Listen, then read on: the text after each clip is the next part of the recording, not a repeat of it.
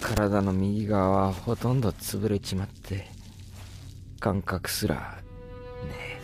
Uchiha Obito, un des personnages les plus impliqués dans l'univers de Naruto. Un petit garçon qui était bon à la base, mais qui a eu le malheur de naître dans le clan maudit des Uchiha. Ce qui est intéressant avec ce personnage, et ce qui fait sa force selon moi, c'est clairement son extrême proximité avec le personnage principal qu'est Naruto. Cette impression que les deux personnages sont quasiment les mêmes à quelques détails près. Naruto dira dans son fond intérieur qu'à quelques détails près, les rôles avec Sasuke auraient pu être inversés. Mais cette affirmation marche également avec Obito, et pas que lui d'ailleurs. Elle marche avec Gaara, avec Nagato, etc.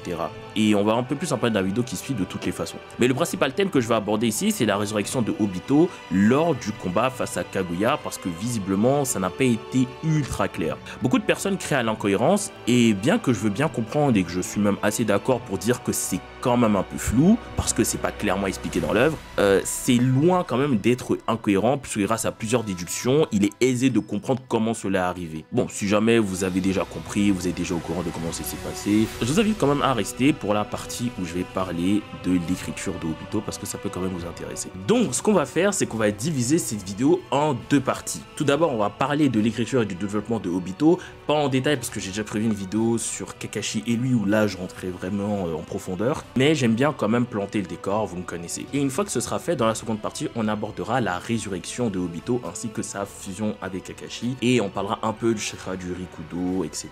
et voir un petit peu comment tout ça a été possible. Et aussi notamment du coup pourquoi est-ce que malgré l'extraction du Gedomazo et le fait que Zetsu Noir ait quitté son corps, il soit quand même toujours en vie. Comme vous le savez, moi mon truc c'est les grosses vidéos, j'en prépare quelques-unes, sauf que bon, vu qu'elles prennent pas mal de temps à préparer et à faire, j'ai décidé de sortir des petites vidéos comme celle-ci entre les grosses vidéos pour vous faire patienter. Donc si jamais vous avez des idées de petites vidéos, n'hésitez pas. Sur ce, Ohayou Mina Seihiro, et aujourd'hui on parle de Uchiha Obito. やめろ。いいんだ、カカシ。俺はもうダメみたいだ。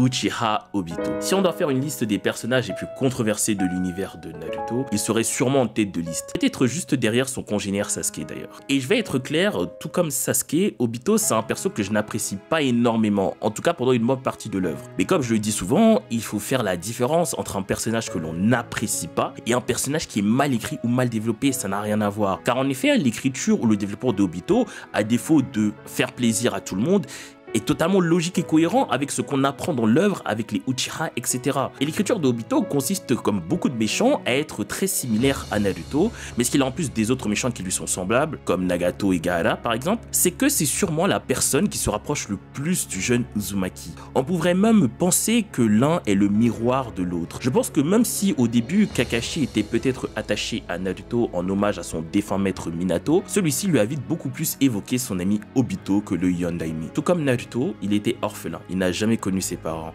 il était seul et livré à lui-même. Lui aussi n'était pas bon à l'école, il n'arrivait pas à grand chose et il était considéré comme un raté. À son niveau aussi, il a connu une grande solitude. Certes, il ne s'en est pas rejeté comme Naruto, mais ça reste quand même une grande solitude. Voilà pourquoi il décidera de caresser un rêve, celui d'être Hokage afin d'être reconnu. Obito venait d'un clan qui certes n'était pas apprécié de beaucoup, mais qui était quand même reconnu pour avoir des ninjas d'exception. Lui qui était un espèce de mouton noir dans ce clan faisait donc tâche. C'est de là que vient son envie, ou plutôt son besoin d'être reconnu à sa juste valeur. Lui qui était toujours le dernier voulait devenir le premier, tout comme Naruto. Au-delà de partager les mêmes rêves, Naruto et Obito partageaient la même vision du monde, que ce soit celle de compagnons de mission ou même de devoir. Et ce partage est encore plus accentué par le fait que ce soit les paroles de Obito qui ont été enseignées au futur Nanadaime alors qu'il entrait dans la vie de ninja. C'est pour ça que Obito est autant mal à l'aise face à Naruto durant la 4ème grande guerre ninja. Il se reconnaît dans ce jeune garçon plein de rêves et d'espoir. Mais le problème,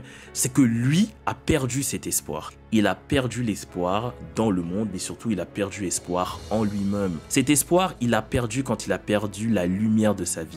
Autrement dit, la femme qu'il aimait, Rin.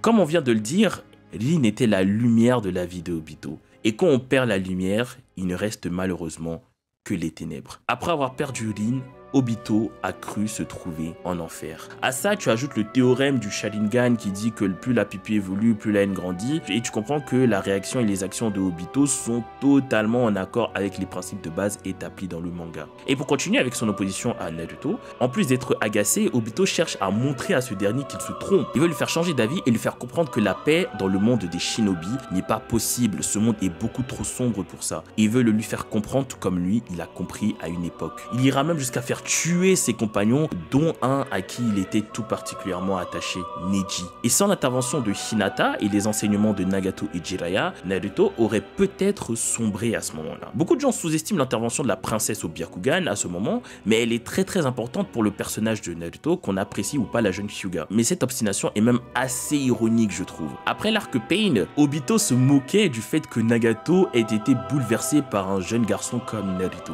Mais pendant la guerre, c'est lui qui sera à son tour bouleversé par le fils de son maître. Et pourtant, il essaiera jusqu'au bout de le nier, car c'est la spécialité de Obito.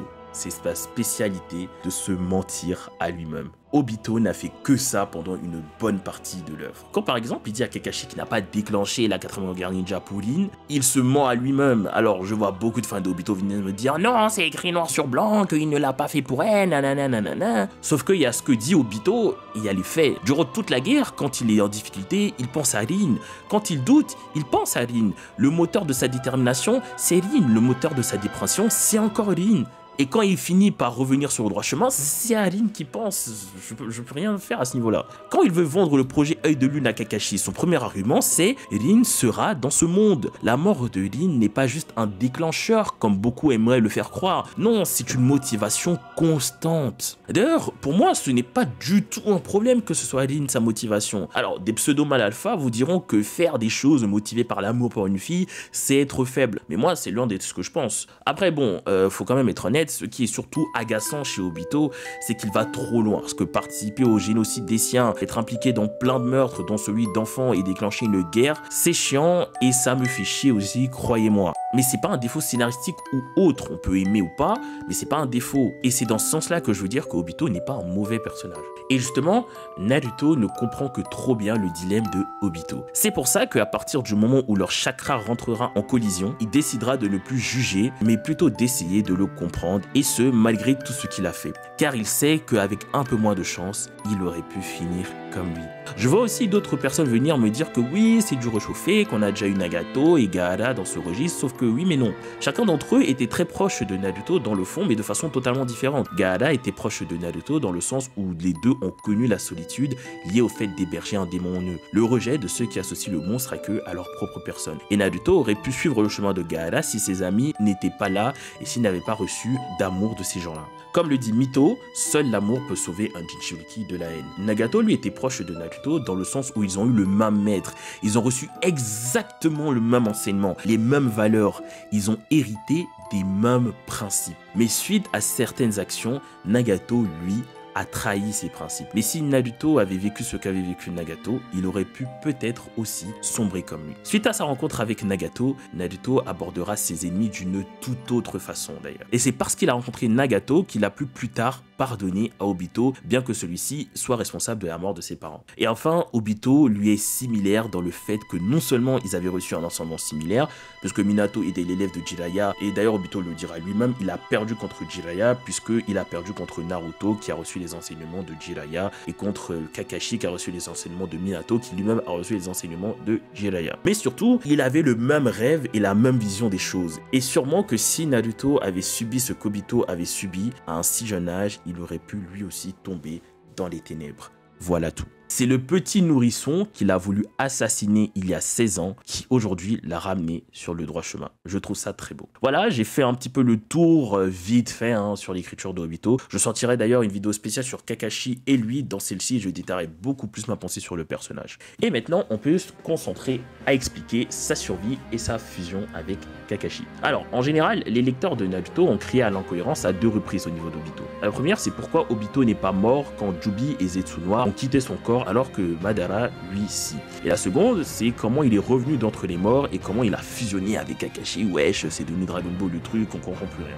Alors, je pourrais pas affirmer à 100% que ce que je dis c'est la vérité absolue, mais par déduction extrêmement logique, c'est pas une petite déduction, c'est par déduction extrêmement logique, c'est vraiment l'explication qui s'y prête. Alors, déjà, pourquoi Obito a survécu lors de l'extraction de Jubi par Naruto et les autres? Eh ben, c'est parce que, comme Yin Kurama le dira, au chapitre 656, le Nuchioliki de Jubi ne meurt pas à cause du Gedomazo et de la force vitale contenue dans celui-ci. Oui, mais un chapitre plus tard, forcé par Zetsu Noir, Obito utilise le Rinne Tensei Jutsu, la technique de résurrection là, et celui-ci est clair, Gedomazo ou pas, c'est la mort assurée, et il est maintenu en vie parce que Zetsu a fusionné avec lui. De plus, sa statue est extraite du corps de Obito plus tard, donc aucune chance de survie. Et après cette trahison face à Madara, Kuroi Zetsu quitte même le corps de l'Uchiha, donc comment il survit jusqu'à Kaguya? Eh ben, c'est montré dans le manga. Lorsque Obito se réveille au chapitre 683, il demande des explications et Naruto lui dit qu'il a fait en sorte qu'il puisse se remettre. Mais il a un air très grave et Obito rétorque en disant qu'il a compris. Un chapitre plus tard encore, Sakura dit que comme elle le pensait, Obito est de toutes les façons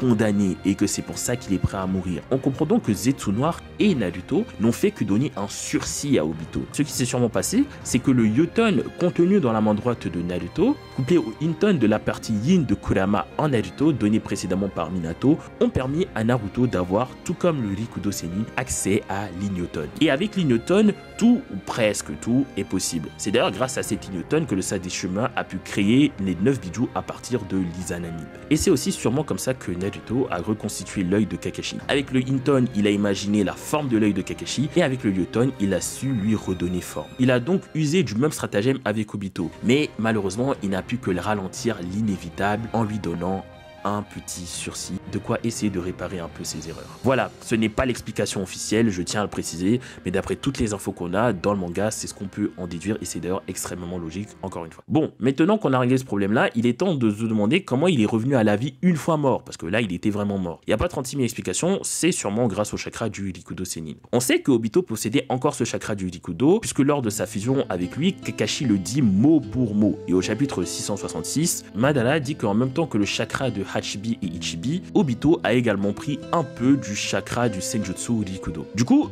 une petite explication sur le chakra du Rikudo très rapide est nécessaire. En fait, à travers le manga, ce qu'on sait, c'est que le chakra du Rikudo traverse les âges et n'est pas soumis au temps. Attention, on parle bien de chakra, pas de la personne le possédant. Le corps, lui, n'a pas cet avantage. On peut prendre l'exemple de Ashura et Indra, qui se réincarnent depuis des milliers d'années. Ce sont les fils directs du Rikudo, et donc ils ont bien sûr hérité d'une partie directe de leur chakra à chacun. Mais surtout, on a le cas de Hagoromo lui-même. Au chapitre 670, Hagoromo dit que malgré sa mort, il a pu traverser les générations et voir ce qu'est devenu le Ninshu. D'ailleurs, en utilisant le corps de Madara, qui avait reproduit quasiment à la perfection le chakra du Rikudo Sennin, il a pu pendant un très bref instant apparaître devant les Hokage. Mais encore une fois, il a apparu sous forme de chakra, il n'est pas apparu avec son vrai corps. De ce fait, Madara, de toute façon, vu comment il est mort, il ne l'aurait sûrement pas voulu, ne pourrait pas bénéficier de cette espèce de retour sous forme de chakra, puisque le chakra restant a été utilisé par le Rikudo. Obito, possédant une petite portion de ce chakra, justement, a lui aussi pu revenir sous forme de chakra et entrer en résonance avec Kakashi, qui lui est en quelque sorte lié puisqu'ils partagent les mêmes yeux, etc.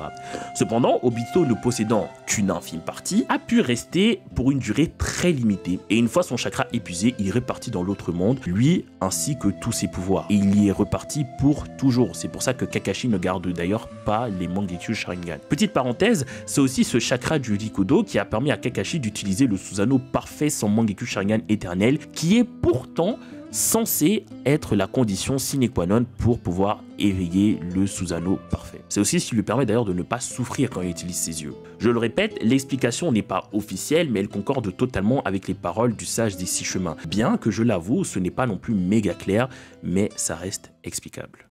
Voilà, cette vidéo est maintenant terminée. J'espère que celle-ci vous aura plu. Si c'est le cas, ben, n'hésitez pas à vous abonner et à la liker, ça fait très plaisir. Et comme je l'ai dit au tout début, d'habitude je fais des vidéos un peu plus longues, etc. et des vidéos avec un peu plus de travail derrière et tout. Mais j'ai décidé que entre les grosses vidéos, vu que là, ça me prend vraiment trop de temps, et avec les streams sur Twitch, d'ailleurs venez nous rejoindre sur Twitch, je suis très souvent épuisé et c'est pas très sain pour mon corps. Donc voilà, j'ai décidé de mettre entre les vidéos, entre les grosses vidéos, pas mal de petites vidéos. Et comme j'ai dit en intro, si jamais vous avez des idées de petites vidéos, de petites choses à expliquer sur Naruto ou sur n'importe quel autre manga que je fais sur la chaîne bien sûr, n'hésitez pas, j'y répondrai avec grand plaisir. Normalement, la prochaine grosse vidéo, ce sera la vidéo sur le Riatu. J'ai commencé à travailler dessus. J'ai commencé à travailler de ouf là-dessus, mais ça me prend vraiment du temps. Donc, je pense que je sortirai une autre petite vidéo, peut-être sur Naruto, sur Saint Seiya, avant celle-ci. Voilà, dites-moi ce que vous pensez de ce genre de petit format entre les gros formats.